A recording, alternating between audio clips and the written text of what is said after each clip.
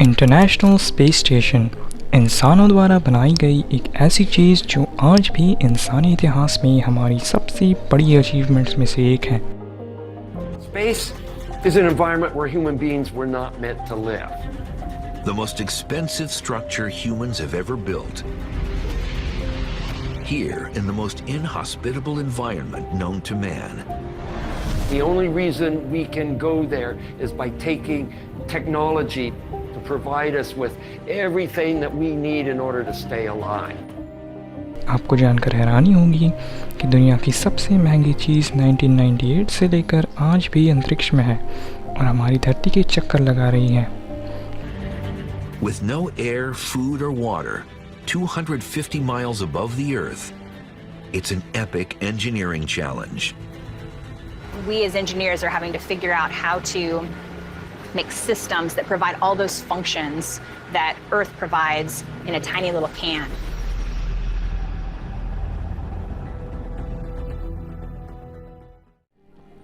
मैं बात कर रहा हूँ नासा द्वारा बनाए गए उस इंटरनेशनल स्पेस स्टेशन की, जिसको बनाने में पूरे 150 बिलियन डॉलर्स का खर्चा आया था, जो कि पूरे 12 लाख करोड़ रुपए बनते हैं। आखिर इतने पैसे लगाकर इस स्पेस स्टेशन को बनाने का क्या मकसद था, और 1000 घोड़ों से भी ज़्यादा वज़नी इस स्पेस स्टेशन को आखिर अंतरिक्ष में ले जाकर किसने रखा? इन सारे सवालों के जवाब जानेंगे आज की इस डॉक्यूमेंट्री में।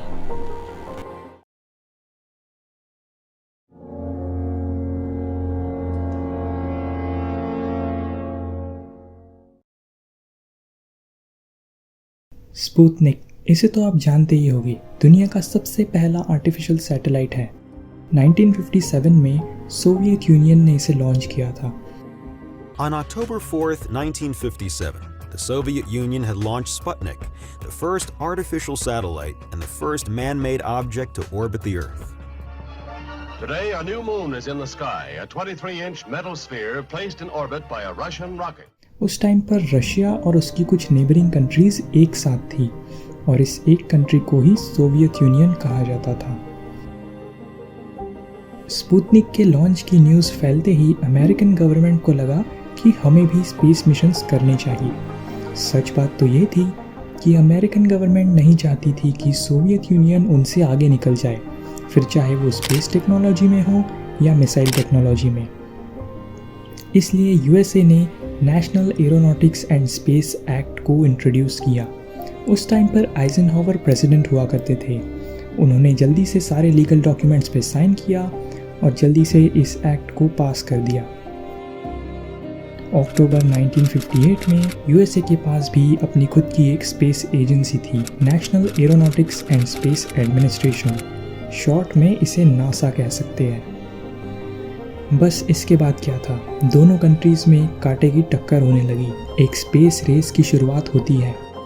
Believe that this nation should commit itself to achieving the goal before this decade is out of landing a man on the moon and returning him safely to the earth. And on July 20th, 1969, it's one small step for man, one giant leap for mankind. ये space race इतना अच्छा topic है कि इस पर एक separate documentary बनाई जा सकती है। कभी यूएसए कुछ बड़ा कर लेता तो कभी सोवियत यूनियन बाजी मार लेता। इस वीडियो में आगे मैं आपको बताऊंगा एक और स्पेस स्टेशन के बारे में जो कि सिर्फ एक कंट्री ने खुद से बनाया है, और ये नया स्पेस स्टेशन कई मामलों में इंटरनेशनल स्पेस स्टेशन से भी बेहतर है।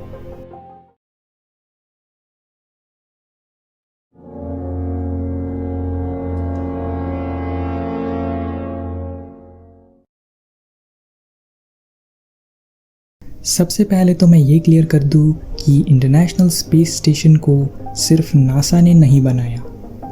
एज इट्स नेम सेज, काफ़ी सारी कंट्रीज़ ने मिलकर इंटरनेशनली इसे बनाया है। नासा जो कि यूएसए की स्पेस एजेंसी है, रॉसकॉस्मोस जो कि रशिया की स्पेस एजेंसी है, JAXA ये जापानीज़ स्पेस एजेंसी है, ESA यानी यूरोपियन स्पेस एजेंसी, CSA यानी कनेडियन स्पेस एजेंसी। ये सब तो ठीक है, बट इतने बड़े स्पेस स्टेशन को ज़मीन से 400 किलोमीटर ऊपर आसमान में आखिर कैसे लेकर गए? वेल, ISS की लंबाई 109 मीटर है, यानी एक अमेरिकन फुटबॉल फील्ड से भी ज़्यादा बड़ा।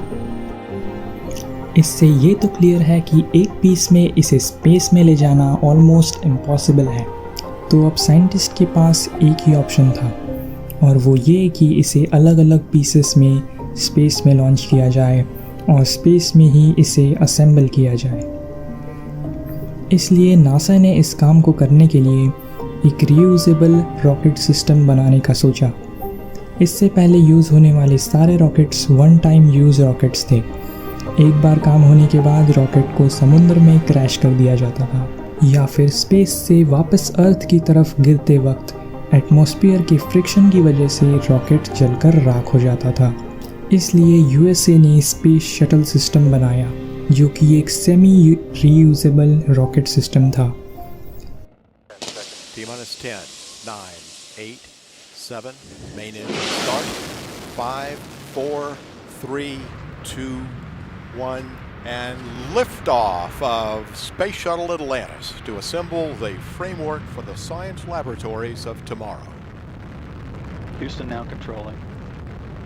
Houston, Atlantis, roll program. Roger, roll Atlantis. और रशिया के पास थे प्रोटॉन के और सोयूज यू रॉकेट्स। इन्हीं रॉकेट्स का यूज़ कर ISS को टुकड़ों में स्पेस तक ले जाया गया। और अभी कुछ सालों पहले ही इलॉन मस्क, जिनको आप जानते ही होंगे, इनकी कंपनी SpaceX ने भी ISS मिशंस में पार्टिसिपेट करना स्टार्ट कर दिया है। ISS पर कार्गो ले जाना और एस्ट्रोनॉट्स को ले जाना पहले USA और रशिया के स्पेसक्राफ्ट्स करते थे, बट अब इन कामों के most of the contracts SpaceX को दे दिए जाते हैं, क्योंकि SpaceX यूज़ करता है अपने Falcon 9 रॉकेट को, जो कि आज भी वन ऑफ द सेफेस्ट और मोस्ट एफिशिएंट रॉकेट्स में से एक है। 3, 2, 1, 0, ignition, liftoff of L-87. Go Falcon, go, go.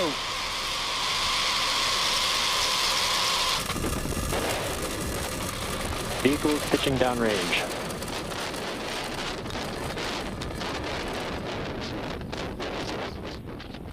ये एक रीयूजेबल रॉकेट है, जो कि ऑलमोस्ट पूरा ही रीयूज़ हो जाता है। इसलिए मिशन का खर्चा बहुत ज़्यादा कम हो जाता है कंपेयर्ड टू नासा और रशियन रॉकेट्स के। Stage 1 landing leg deploy.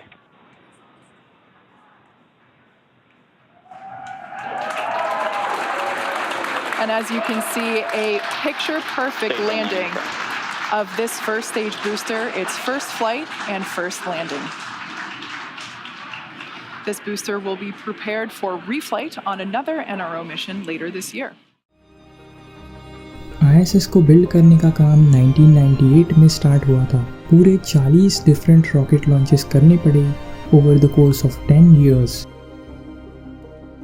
एक एक पार्ट को जोड़ते जोड़ते स्पेस स्टेशन काफ़ी अलग अलग फेजेस से गया, और इतने सालों में इसका लुक और स्ट्रक्चर बदलता रहा। फाइनली 10 साल बाद 2011 में स्पेस स्टेशन की कंस्ट्रक्शन कंप्लीट हो गई, पर साल 2000 में ही एस्ट्रोनॉट्स स्पेस स्टेशन पर रहने के लिए चले गए थे, क्योंकि स्पेस स्टेशन की मेंटेनेंस और टाइम टू टाइम सब चेक करते रहना भी ज़रूरी था।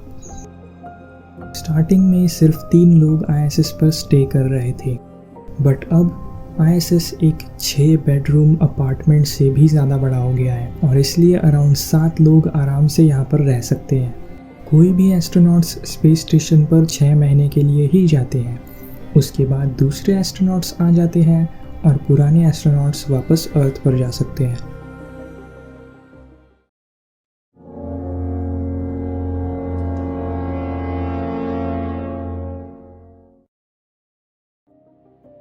इंटरनेशनल स्पेस स्टेशन आखिर है क्या और इसे किस लिए बनाया गया था?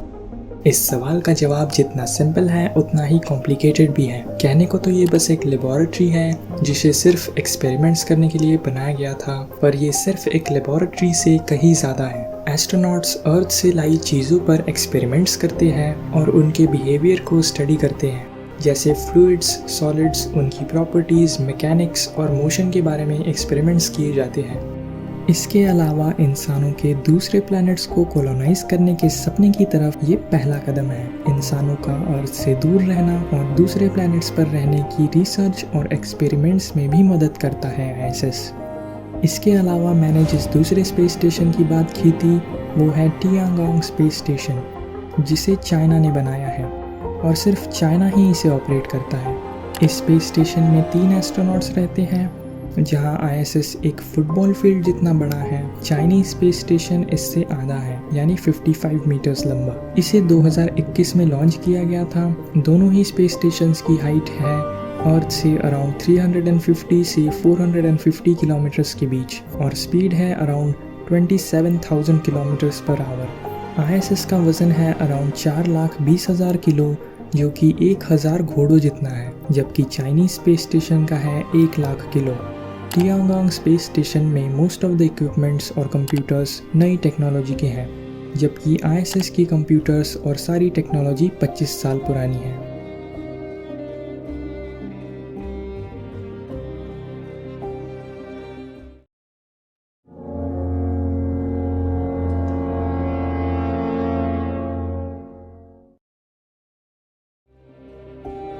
Why International Space Station is the biggest achievement of mankind? Weight 4,20,000 kilo, लंबाई 109 मीटर और इतने बड़े स्ट्रक्चर को स्पेस में जाकर पार्ट बाय पार्ट असेंबल करना सच में एक इंजीनियरिंग मार्वल है। 25 साल से उसे अच्छे से मेंटेन करना और एक भी बार उसका अपने ऑर्बिट से ना भटकना सच में बहुत बड़ी बात है। ये सब तो ठीक है, पर इससे हम लोग क्या सीख सकते हैं? इससे हम लोग ये सीख सकते हैं कि ह्यूमंस इस प्लैनेट के सबसे पावरफुल और सबसे इंटेलिजेंट क्रीचर्स हैं और पॉलिटिकल एजेंडास को साइड में रख के अगर सारी कंट्रीज एक साथ मिलकर काम करें तो ह्यूमंस कुछ भी कर सकते हैं। हमें रोकने वाला कोई और नहीं बल्कि हम खुद हैं।